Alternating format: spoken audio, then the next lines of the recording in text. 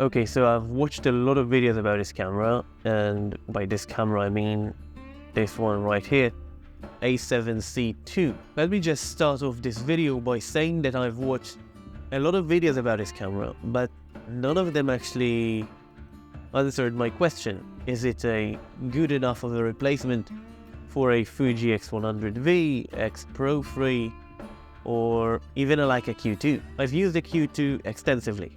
It's a great camera, but my only gripe with it is that it's a 28mm system. Fixed lens I have no problem with, but 28mm is a little bit a limitation for me, because I do a lot of portraits, and for my kind of shooting, my style, I really do prefer a 50mm or even a 35. Now, this sensor on the Q2 is amazing, and the lens is actually gorgeous as well, but never really in the spot for my kind of usage. So most of the time it's set on the shelf gathering dust. On the Fuji side, many great cameras, but my gripes with those are that they APS-C. APS-C sensors really aren't for me. They are great for JPEGs. The image quality is actually really fine, but actually the amount of separation that you get from an APS-C sensor with the equivalent focal length that I like to use. Let's say I use a Fuji and I use a 27mm or a 35mm. Now, you get a compression of the actual 35mm, let's say using a 35-1.4 on a Fuji. So you get a compression of a 35-1.4, but then your field of view is more like a 50-52mm. And for my mind, I'm used to full frame sensors all day long, so it throws me off a little when looking at the computers on the big screen or printing. I know that's just me, but now when Sony released the A7C II, when I saw the preview of the A7CR and the A7C II, I thought, oh, these actually look interesting. I'm not a huge Sony guy, but I do like Sony stuff. They do make great cameras, their autofocus is seriously amazing, and their image sensors are really good. When I saw the A7C II, I thought, it looks a lot like a Fuji, and in a good way. I really do like the design of it now, but at first I didn't think of a lens that would fit the body for my kind of liking. Because, you know, we have G-Master lenses, we have the 70-200s, we have the 35mm, 50, 85s, we have all of these. Like, look, this is a G-Master lens. This is a 70-200 G-Master. It's an f2.8, this is the Mark II version, it's the newest one.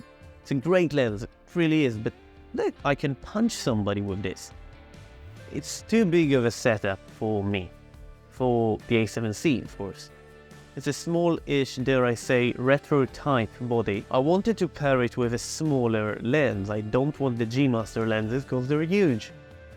Until I thought of a lens that came out a couple of years back, and it's this one right here.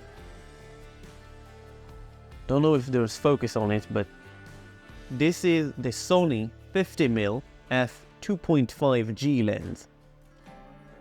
Now, I bought it, and I bought the A7C II, and I've used it for like a week, maybe more than that. I've done a couple of different portrait shoots, I've done street photography with it, night photography, and I feel like I have an idea about who is this camera for and what it actually does really good. Now, I haven't shot videos with it a lot. Like, I've tried the video aspects. I'm not a big fan of this small body for video. It's great. I'm sure I can pull off something with it.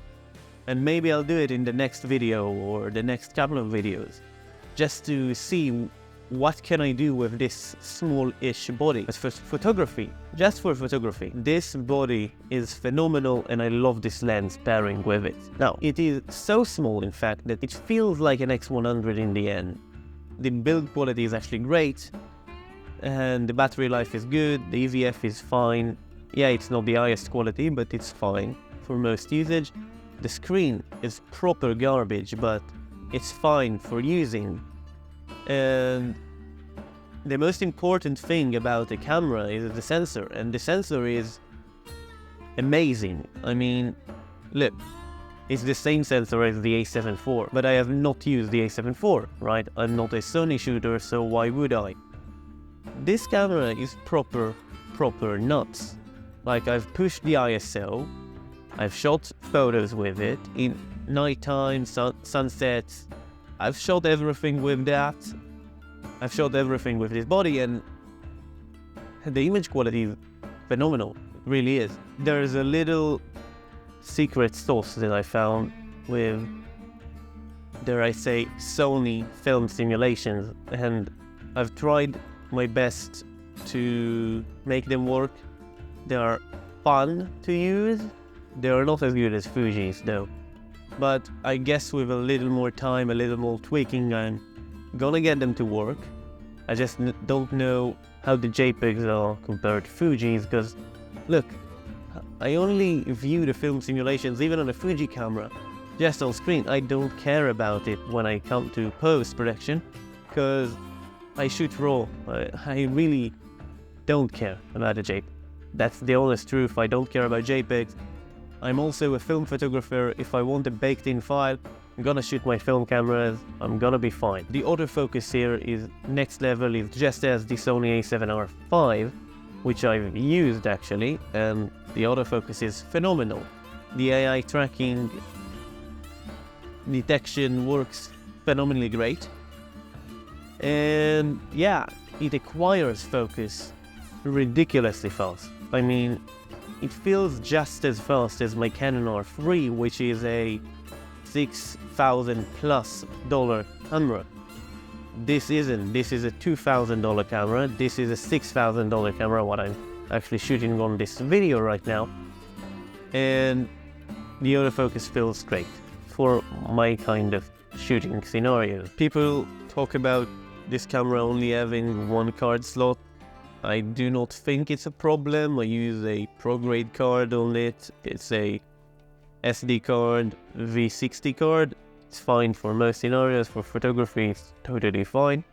The battery life on this camera is great. Yeah, it feels just like a Canon R5 or an R6 or a Sony A7R, A7 IV probably. I didn't shoot the A7 IV, but battery life is fine. I could get away with shooting 2 portrait sessions on one battery. It's great. What is this camera point of difference compared to others? I've tried to find it, and I think I do have the answers. Now, most Sony cameras are really modern. This isn't. This feels like a retro type body. It feels like a Fuji. Started raining. What do you know? Okay, a couple more things I really do like about the A7C II. I like the touchscreen operation on it. I can shoot photos from the touchscreen, change all the settings, picture profiles, whatever. The touchscreen here is great. It works phenomenally great. And I do like there is a separate record button on top if I want to record quick video. And what else? I do like there is customization on the body. And unlike a Fuji X100, for example, do like that I could change it to this top dial to be ISO, this to be shutter, this to be focus point selection. Why do I need this camera? Well, I don't. I don't need this camera. I bought it so I can try it out. And I actually fell in love with this camera, and I'm now taking it everywhere. Even places where I wouldn't take my big camera, my R3. It's a little bit of a problem, mind you. It's a problem because I'm choosing to use this over my more expensive cameras. Not just my R3, all of them. I choose to use this more often than not. I have attached those Peak Design little anchor hooks, and I have a strap from Peak Design. It's a cool little strap, and I just go with this camera crossbody every day, and it works great for that everyday carry kind of stuff. But also, it's not just a point and shoot, and it's not even an X100. The image quality out of this is seriously good. 33 megapixels, full frame. Sorry about that again. Lots of dynamic range. and the ISO performance is really good. Shadow recovery, highlight recovery, and paired with this 50mm lens, the 52.5G, seriously is a great setup. Now, I have paired this with a couple of G Master lenses, which are seriously awesome. The 70-200 G Master that I've showed you in the beginning, and I have tried it with a 51.2 G Master, which is great again. The autofocus is just as fast as my R3. Maybe not as fast, but I mean, this is a $2,000 camera. Oh, and one more thing, listen to that shutter sound. I really do love this shutter sound on this camera. Okay, so my couple of gripes with this Sony body is that it's a Sony body. I mean, the experience of the camera is fine. It's great, I love it. I really do. And I didn't think I would say it about any Sony camera in the near future, but here I've said it. The A7C II is great, it's a phenomenal camera, but there are a couple of things I didn't like about it, and there aren't actually the camera's fault, it's Sony's fault. Sorry about it. Again, the app for the camera is seriously unusable for me. Coming from the Canon app, the Fuji app, they're all great, and even the Leica Photos app is great, and the Sony is unusable. It doesn't connect. When it does, it shows some files are missing. I can't remote shoot. Sometimes it doesn't choose to connect at all and I need to reset it. It's a disaster. So I couldn't recommend the Sony app for anything. Now, I've heard about alternatives for the Sony app. I didn't try them yet. If you enjoyed this video and want to see more content about the A7C or any other stuff that you actually want to see content about, I'll see you in the next one. Bye bye.